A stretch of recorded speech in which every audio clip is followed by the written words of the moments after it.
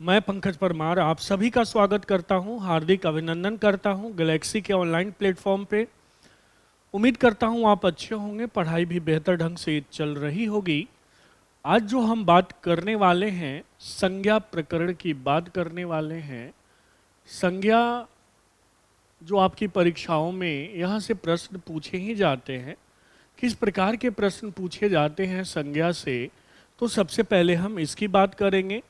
फिर यह देखेंगे कि संज्ञा है क्या, संज्ञा के कितने भेद होते हैं। भेद के संदर्भ में भी विद्यार्थी अक्सर कंफ्यूज रहते हैं कि सर क्या लिखे, 3 लिखे या 5 लिखे। तो इन सब की बात हम करने वाले हैं ताकि जो आपका भ्रम है और कंफ्यूजन है संज्ञा से संबंधित, वो दूर किया जा सके। तो देखिए, संज्ञा से जो बच्चे प्रश्न पूछे जाते हैं ना, वो किस प्रकार के प्रश्न पूछे जाते हैं। तो संज्ञा से सबसे अधिक प्रश्न जो आपसे पूछा जाएगा वो भाववाचक संज्ञा से पूछा जाएगा। कहाँ से पूछा जाएगा? भाववाचक संज्ञा से पूछा जाएगा। और आगे ध्यान रखिए, इसके बाद जो प्रश्न पूछा जाएगा वो जो प्रश्न पूछा जाएगा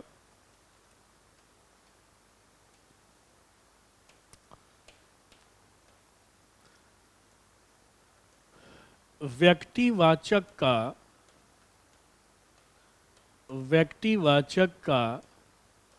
जातिवाचक अर्थात व्यक्तिवाचक का जातिवाचक में प्रयोग। और फिर जो पूछा जाता है जातिवाचक का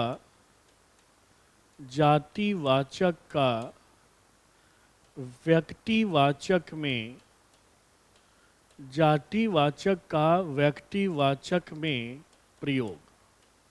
ध्यान दीजिए, तो यहीं से अक्सर आपसे प्रश्न पूछे जाते हैं। उसके बाद अगर बहुत सरल प्रश्न पूछा जाएगा तो संज्ञा के भेद से आ जाएगा और पहचान से आ जाएगा कि क्या है, फला व्यक्तिवाचक है या जातिवाचक। तो हमने बताया कि इसी तरह के प्रश्न आपकी परीक्षाओं में पूछे जाते हैं। अब ध्यान दीजिए, संज्ञा कहते किसे हैं। तो सबसे पहले पढ़ने से पहले हम एक आपसे प्रश्न पूछते हैं और देखते हैं कि आप इसका उत्तर सोच पाते हैं कि नहीं। प्रश्न है कि संज्ञा है, ठीक है, और ए ऑप्शन है व्यक्ति, बी ऑप्शन है वस्तु, सी ऑप्शन है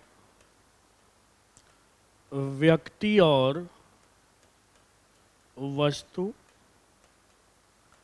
और डी ऑप्शन है नाम। तो संज्ञा क्या है, एक बार सोच के बताइए, किसे कहेंगे? क्या संज्ञा व्यक्ति है, क्या संज्ञा वस्तु है, या संज्ञा नाम है, क्या है? अब अधिकांश विद्यार्थी इसको सी समझ लेंगे कि संज्ञा व्यक्ति और वस्तु है। ये गलत हो जाएगा। संज्ञा केवल क्या है? नाम है। हमेशा ध्यान रखिए, संज्ञा कुछ नहीं है, नाम है। इसलिए आप बचपन में जो पढ़ते हैं ना, क्या पढ़ते हैं कि किसी व्यक्ति, वस्तु, स्थान और भाव के नाम को हम क्या कहते हैं? संज्ञा कहते हैं। तो आप यहाँ देख रहे हैं कि व्यक्ति के नाम, वस्तु के नाम, स्थान के नाम और भाव के नाम को हम संज्ञा कहते हैं। संज्ञा व्यक्ति नहीं है, वस्तु नहीं है, स्थान नहीं है, भाव नहीं है, बल्कि क्या है? उसका नाम है। ठीक है। अब एक बात और जानते हैं, जैसे संज्ञा शब्द जो है ना, ध्यान दीजिए, ये जो संज्ञा शब्द है, ये दो शब्द सम और ज्या से मिलके बना है। हम ज्ञा ज्ञा पढ़ते हैं। अगर संज्ञा का शुद्ध उच्चारण देखा जाए ना तो संज्ञा बोलना ज़्यादा सही है, क्योंकि ये ज्ञ ज्य ज्या, ठीक है, मेरी बात समझ रहे होंगे।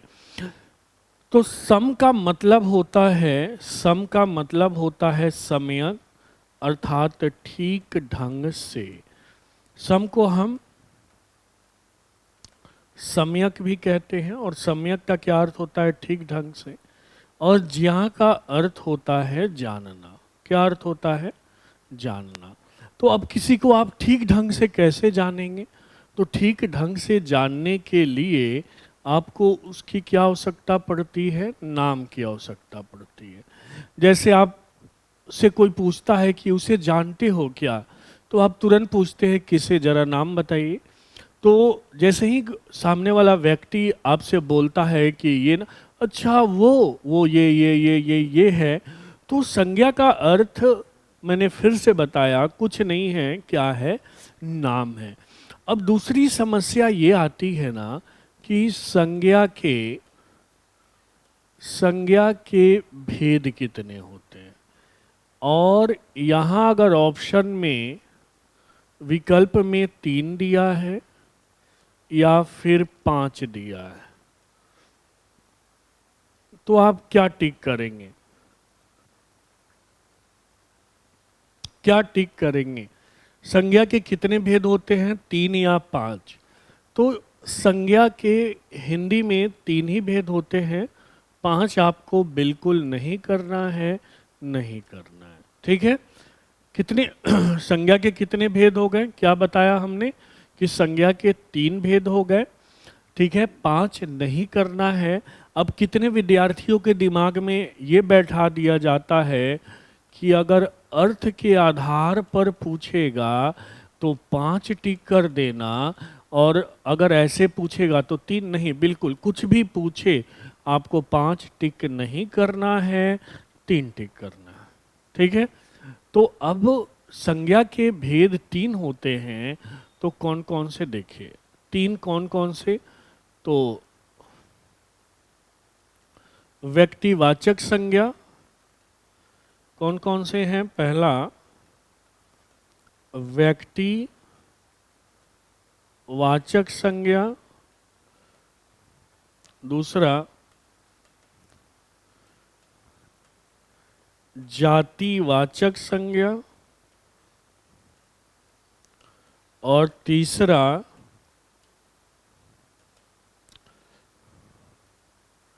भाववाचक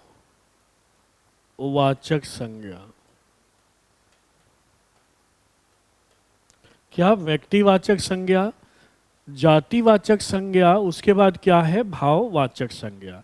और जातिवाचक संज्ञा के 2 उपभेद होते हैं। कितने उपभेद होते हैं जातिवाचक संज्ञा के? कौन कौन सा?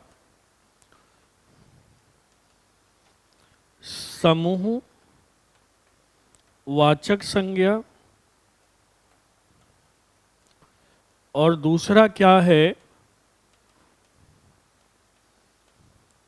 द्रव्य वाचक संज्ञा। ठीक है? क्लियर हुआ? यहां तक चीजें क्लियर हुई? तो संज्ञा के कितने भेद हो गए? 3 हो गए। व्यक्तिवाचक संज्ञा, जातिवाचक संज्ञा, भाववाचक संज्ञा। जातिवाचक संज्ञा को हम 2 भाग में बांटेंगे, समूहवाचक संज्ञा और क्या है? द्रव्यवाचक संज्ञा। ठीक है? और एक बात और ध्यान दीजिए, अगर आपसे पूछा जाता है कि जातिवाचक संज्ञा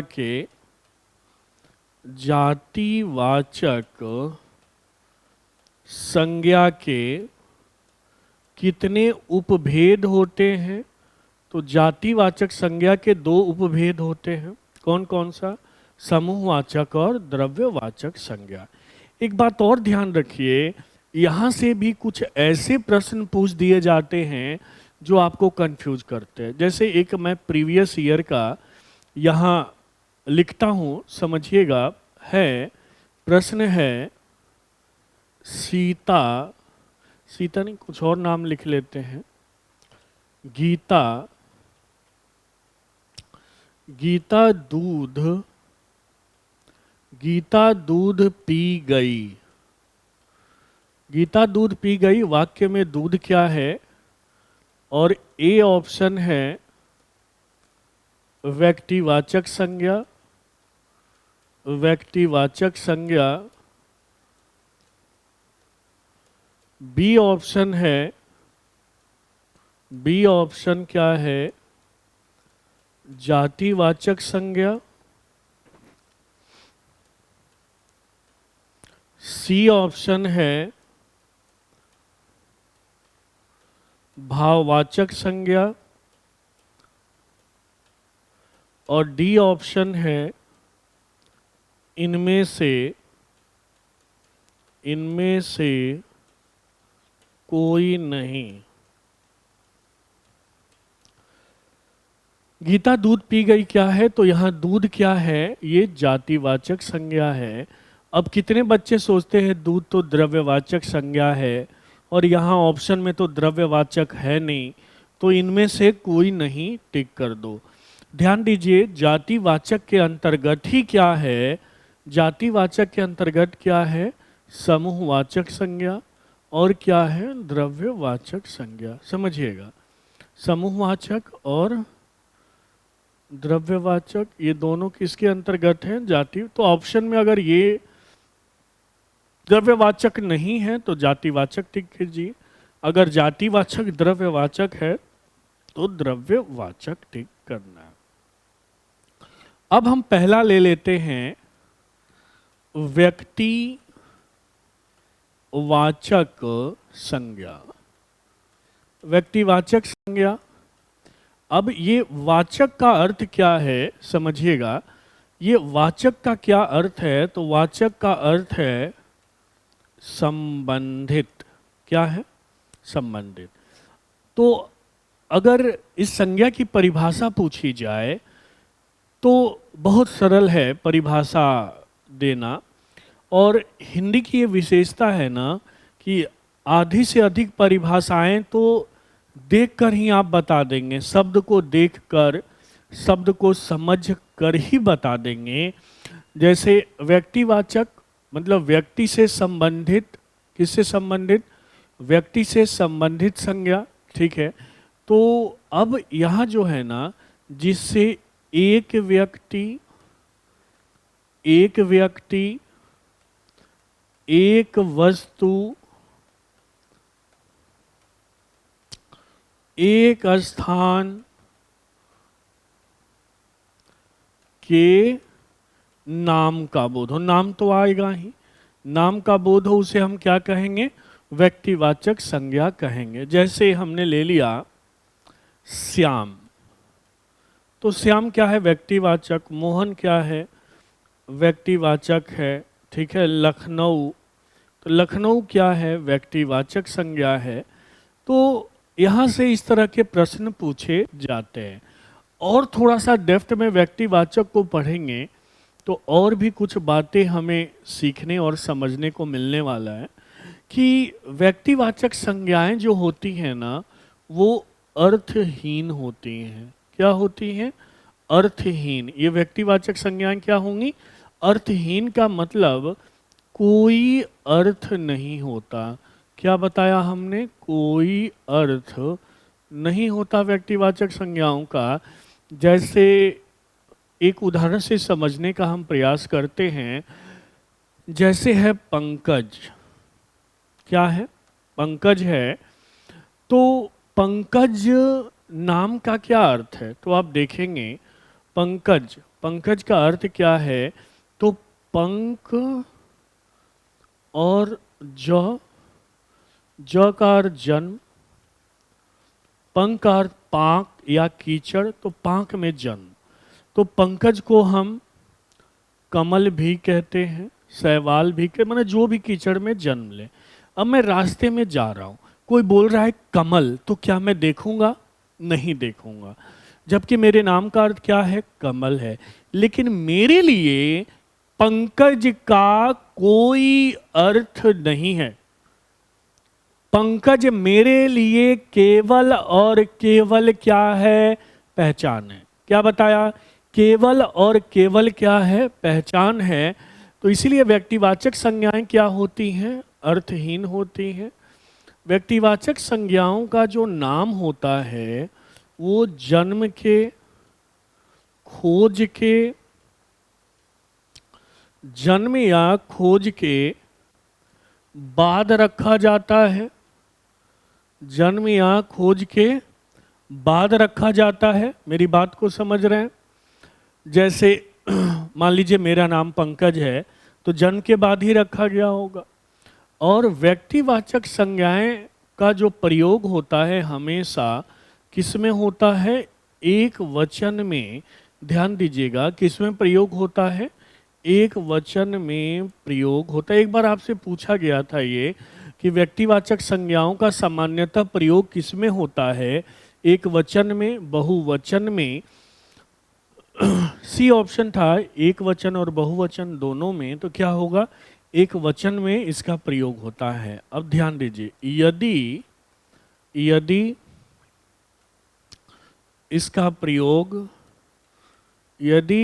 प्रयोग किसमें हो जाए? यदि इसका प्रयोग बहुवचन में हो जाए तो ये व्यक्तिवाचक संज्ञा किसमें बदल जाती है?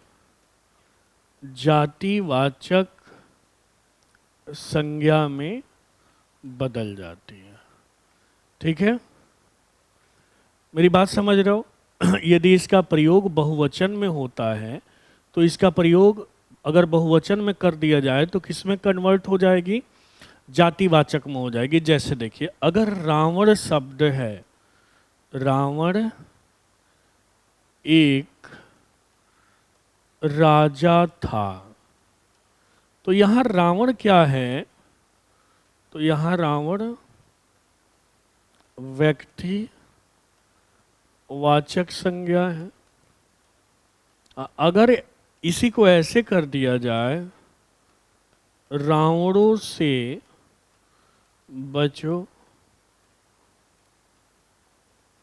अब यहां रावणों क्या हो जाएगा? जाति वाचक संज्ञा। समझिएगा, तो मेरी बात को समझ रहे हैं कि व्यक्तिवाचक संज्ञाएं क्या होती हैं? अर्थहीन होती हैं। नाम जन्म के बाद रखा जाता है।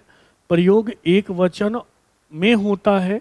यदि इसका प्रयोग बहुवचन में होगा तो किस में बदल जाएगी? जातिवाचक में बदल जाएगी। मेरी बात को समझ रहे होंगे?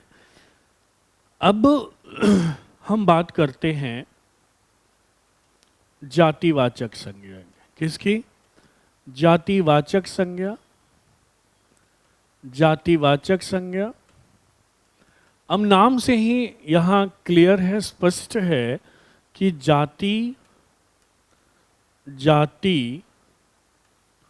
जाति से संबंधित, ठीक है। और जाति का अर्थ है कि एक ही जाति से संबंधित। क्या? एक ही जाति से संबंधित। एक ही जाति से संबंधित, ये क्या है? जातिवाचक। जैसे मान लीजिए हमने लिखा कुत्ता, तो कुत्ता क्या है? जाति वाचक संज्ञा, क्योंकि एक ही जाति है। और इस कुत्ते का अगर नाम हो जाए मोती, मोती कुत्ता, तो ये क्या हो जाएगा? व्यक्ति वाचक संज्ञा। ठीक है, जैसे एक और हम ले लेते हैं। जैसे यहां है मेरा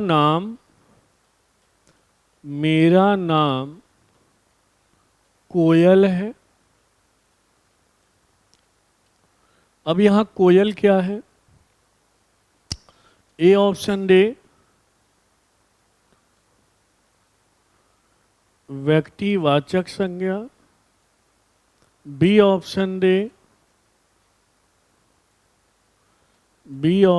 दे, जातिवाचक संज्ञा। तो मेरा नाम कोयल है, यहाँ कोयल क्या है? व्यक्तिवाचक संज्ञा, क्योंकि किसी का नाम हो गया। अगर यहाँ केवल ऐसे हो कोयल, तब क्या है कोयल? क्योंकि नाम तो है नहीं यहाँ, नेचर इस शब्द का जाति का है, पक्षी का है। ये मत सोचना यहाँ कोयल किसी का नाम नहीं है, नाम होगा तो वो दिया जाएगा। जैसे अगर ऐसे हो गुलाब, केवल ऐसे हो गुलाब क्या है? और ए और बी ऑप्शन है व्यक्तिवाचक, और बी ऑप्शन है जातिवाचक। ठीक है, और दूसरा ऐसे हो जाए कि मेरा नाम गुलाब है। अब यहां गुलाब क्या है? सेम ए और बी ऑप्शन है। ए ऑप्शन है व्यक्तिवाचक, बी ऑप्शन है जातिवाचक। क्या उत्तर होगा बताइएगा। अगर केवल गुलाब है तो क्या उत्तर होगा? व्यक्तिवाचक या जातिवाचक? आप देखिए यहाँ केवल गुलाब है तो गुलाब क्या हो जाएगा? जातिवाचक। मेरा नाम गुलाब है तो यहाँ क्या हो जाएगा? व्यक्तिवाचक। समझिए।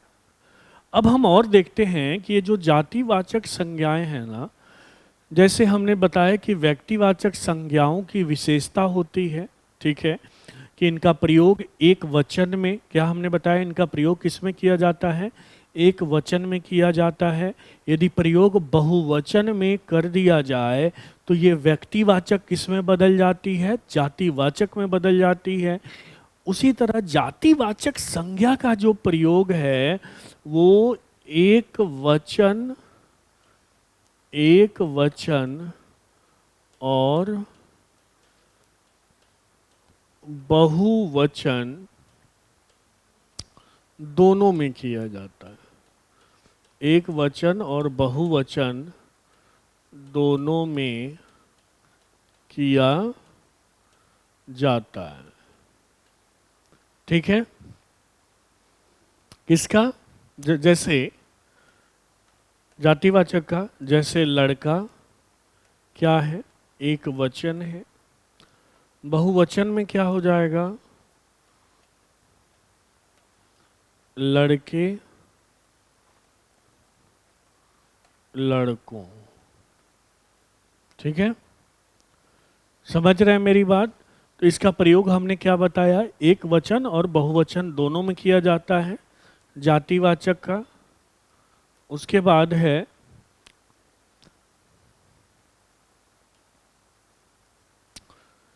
एक वचन और बहुवचन दोनों में किया जाता है। फिर जातिवाचक जो संज्ञा है, तो जातिवाचक संज्ञा है, इसका जो नाम है वह व्यक्तिवाचक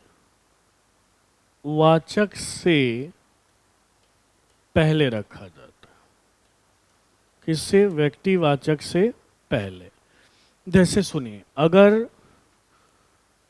लड़की है तो बोलेंगे ना लड़की है, बाद में आप उस लड़की का नाम जानते हो कि उसका नाम क्या है? गीता है। तो जातिवाचक संज्ञा हमेशा किससे पहले आएगी? व्यक्तिवाचक से पहले आएगी। ठीक है, ध्यान रखिए क्या बताया? जातिवाचक संज्ञा व्यक्तिवाचक से पहले। ठीक है, अब एक बात और, आप एक सेंस आप देखेंगे जो अक्सर आपकी परीक्षाओं में पूछा जाता है कि व्यक्तिवाचक का जातिवाचक में प्रयोग कब होता है, जातिवाचक का व्यक्तिवाचक में प्रयोग कब होता है। अगर ये आप जान गए ना, क्या हमने बताया? अगर ये जान गए ना तो यकीन मानिए आप बहुत बेहतरीन प्रदर्शन करेंगे परीक्षा में। तो करते हैं कि व्यक्तिवाचक का जातिवाचक में, जातिवाचक में प्रयोग। ठीक है। अब देखिए दो कंडीशन है। यदि व्यक्तिवाचक बहुवचन हो जाए, क्या यदि वो व्यक्तिवाचक क्या हो जाए, बहुवचन हो जाए, या व्यक्तिवाचक की किसी से तुलना होने लगे, तो ये व्यक्तिवाचक किस में बदल जाता है, जातिवाचक में बदल जाता है। ठीक है, मेरी बात समझ रहे हैं। अब देखिए जैसे राधा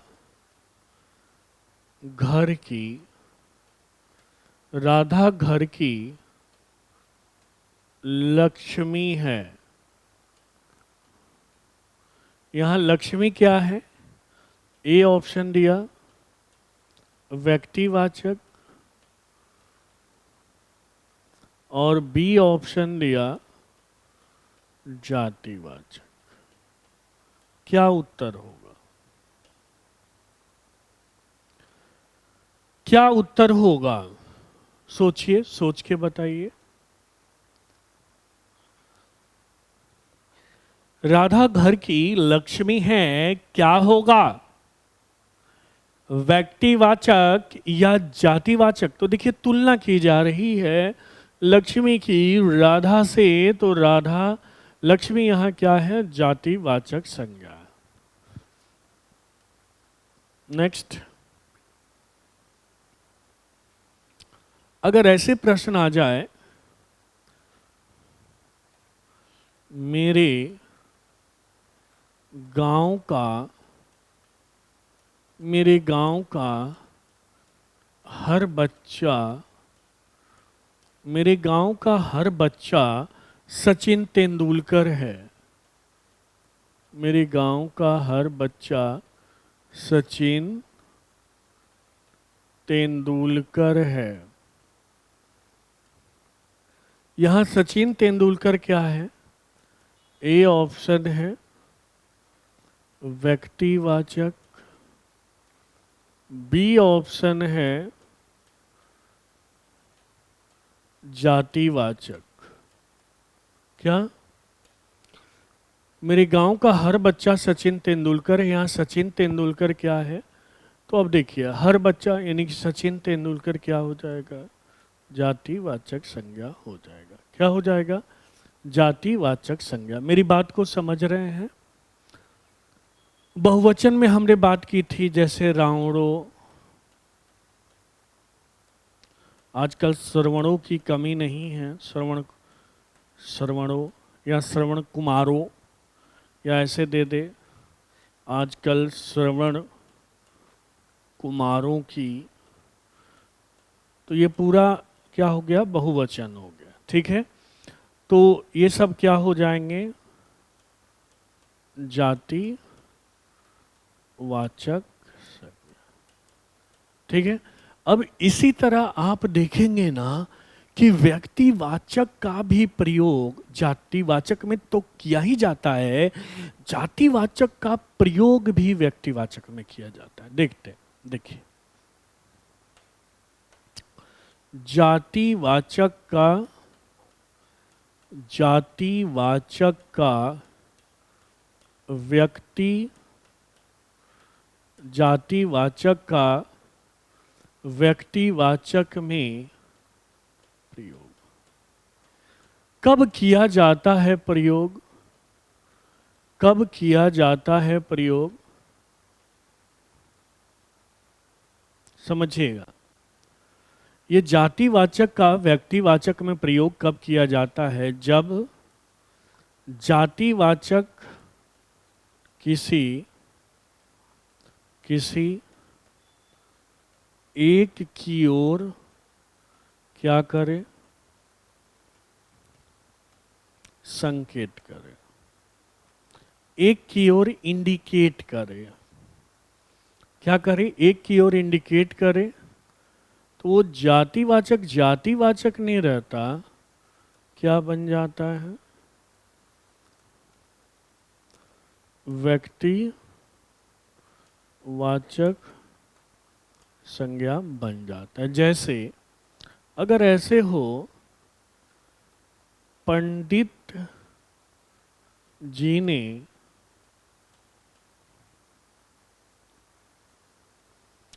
आधुनिक सोच दिया। अब यहां पंडित क्या है? ठीक है, और ए ऑप्शन और बी ऑप्शन है। ए ऑप्शन है व्यक्तिवाचक संज्ञा और बी ऑप्शन है जातिवाचक संज्ञा। तो आप यहां देखेंगे कि पंडित जी ने आधुनिक सोच दिया। यहां जो पंडित है ये अब किसी एक की बात की जा रही है, तो यहां पंडित क्या हो जाएंगे? जवाहर लाल नेहरू। तो अब ये क्या हो गया? व्यक्तिवाचक संज्ञा। मेरी बात समझ में आ रही होगी। वही अगर ये ऐसे होता,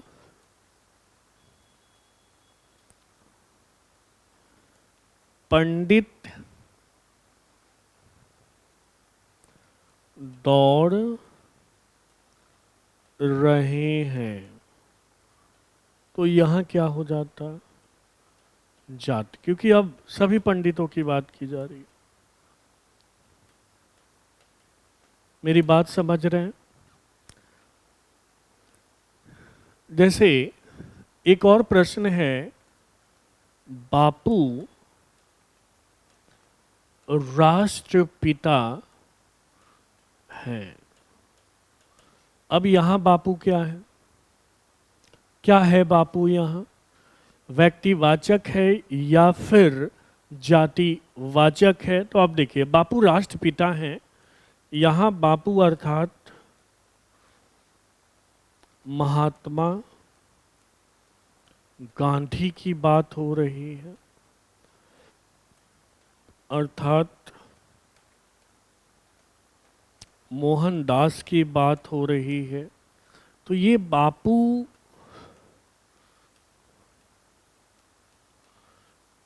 व्यक्तिवाचक संज्ञा हो रही। अब वही अगर ऐसे हो जाए, बापू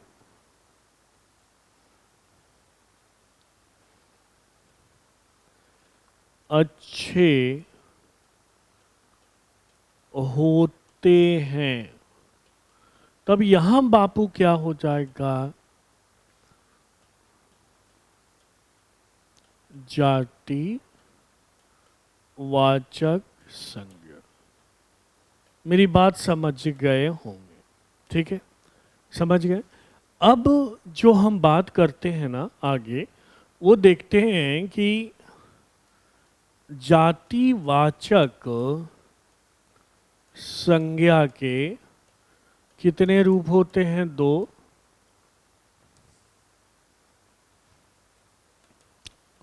समूहवाचक संज्ञा, समूहवाचक संज्ञा, और दूसरा क्या है? द्रव्यवाचक संज्ञा। ठीक है, क्या बताया हमने? जातिवाचक संज्ञा के कितने रूप हैं? दो रूप हैं। कौन कौन से रूप हैं? कौन कौन से रूप हैं?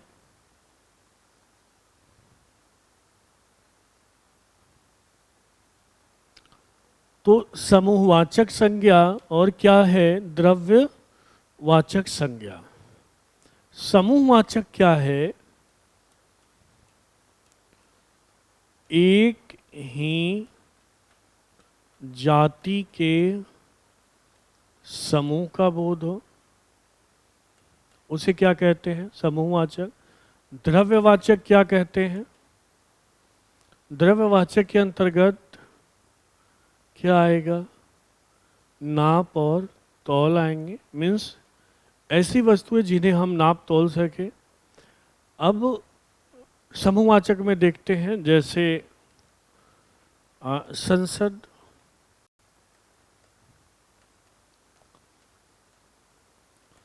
सांसदों का समूह,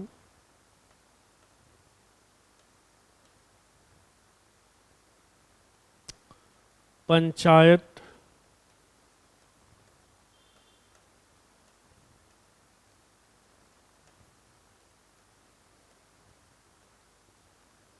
पंचों का समूह,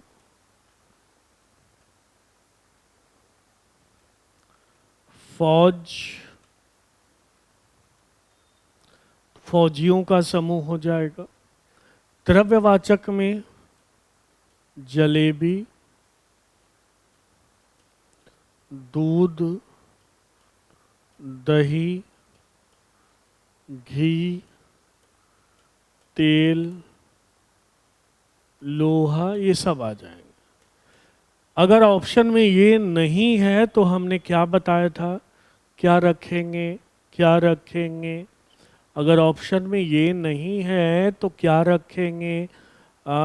जातिवाचक संज्ञा रखेंगे। ठीक है, मेरी बात क्लियर हुई? तो हमने क्या क्या देखा? हमने ये देखा कि संज्ञा क्या है। ठीक है, संज्ञा कहते किसे हैं, संज्ञा के भेद कितने होते हैं। ठीक है, व्यक्तिवाचक का जातिवाचक में प्रयोग कैसे किया जाता है, जातिवाचक का व्यक्तिवाचक में प्रयोग किए कैसे किया जाता है, इन सब की हमने बात की। अब जो हम बात करेंगे वो भाववाचक संज्ञा की बात करेंगे। किसकी बात करेंगे? भाववाचक संज्ञा की बात करेंगे। तो भाववाचक संज्ञा मतलब भाव से संबंधित। भाव का अर्थ क्या है?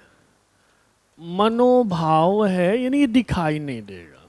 अर्थात भाववाचक संज्ञाएं जो होती हैं अमूर्त होती हैं, इनविजिबल होती हैं, दिखाई नहीं देती। क्या हमने बताया? दिखाई नहीं देती भाववाचक संज्ञाएं, भाव से संबंधित मनोभाव, अमूर्त होती हैं भाववाचक संज्ञाएं। ठीक है, दिखाई नहीं देती, जैसे क्रोध, प्यास, दुख, ये सब क्या है? भाववाचक संज्ञाएं हैं। तो अब इसका भी नाम देना आवश्यक था कि अगर कोई भाव है तो उसका नाम दिया जाए। क्या हमने बताया? अगर भाव है तो उसका नाम दिया जाए, और भाव के नाम देने की जो प्रक्रिया है उसे हम क्या कहते हैं? भाववाचक संज्ञा कहते हैं। ठीक है, तो अब आप देखेंगे ना कि भाववाचक संज्ञा का भी जो प्रयोग है वो हमेशा एक वचन में किया जाता है। किस में किया जाता है? एक वचन में किया जाता है। यदि इसका प्रयोग किस में कर दिया जाए? बहुवचन में कर दिया जाए तो ये किस में बदल जाएगी? किस में बदल जाएगी? जातिवाचक संज्ञा में बदल जाएगी। जैसे देखिए, जैसे शब्द है अच्छाई। अब अच्छाई क्या है? तो भाववाचक संज्ञा है। क्या है? भाववाचक संज्ञा है अच्छाई। ठीक है, अब इसी को हमने कर दिया अच्छाइयाँ या अच्छाइयों। तो अब आप देख रहे हैं अच्छाई यहाँ भाववाचक संज्ञा और एक वचन है। ठीक है, अब यहाँ अच्छाइयों क्या हो गया? ये बहुवचन हो गया। तो जब बहुवचन हो गया तो किस में बदल गया? जातिवाचक संज्ञा में। मेरी बात समझ में आ गई? क्लियर हुआ? क्लियर है? क्लियर है? तो आप देखिए अच्छाइयों, अब हमेशा भाववाचक संज्ञा अपने दो रूपों में मिलेगी। कितने रूपों में? दो रूपों में। एक को कहते हैं स्वतंत्र और दूसरे को क्या कहते हैं? यौगिक कहते हैं, यौगिक रूप। जैसे क्रोध है तो वो स्वतंत्र है, और बचपन है तो क्या है? यौगिक रूप है। क्यों? पन जुड़ा हुआ है। मूल शब्द क्या है? बच्चा। क्या है? बच्चा है। तो अब आप देख रहे हैं ये जो पन है, तो जो ये प्रत्यय होते हैं ना, इनको कहते हैं हम भाववाचक प्रत्यय। तो हमने भाववाचक को समझा। और एक बात और ध्यान दीजिए, जो भाववाचक है ना वो आंतरिक गुण धर्म है, ठीक है, बाहरी नहीं। अगर बाहरी गुण धर्म है तो वो विशेषण है। तो हमने आज इन सब को डिटेल में समझा, व्यक्तिवाचक को समझा, जातिवाचक को समझा, भाववाचक को समझा, जातिवाचक के दो उपभेद समूह और द्रव्य को समझा। तो अब अगली क्लास में हम और भी डिटेल में बात करेंगे कि कैसे कोई संज्ञा भाववाचक संज्ञा जातिवाचक में बदलती है, तो क्यों बदलती है, या हमने थोड़ा बहुत बात बताई थी। और जो भाववाचक का निर्माण किया जाता है, कितनी प्रकार से किया जाता है, इन सब पे हम अगली जो भी कक्षा होगी उस पे हम बात करेंगे। तो मिलते हैं अगली कक्षा में। उम्मीद करता हूँ आपको ये कक्षा बेहतरीन लगी होगी, आप इससे कुछ समझे होंगे।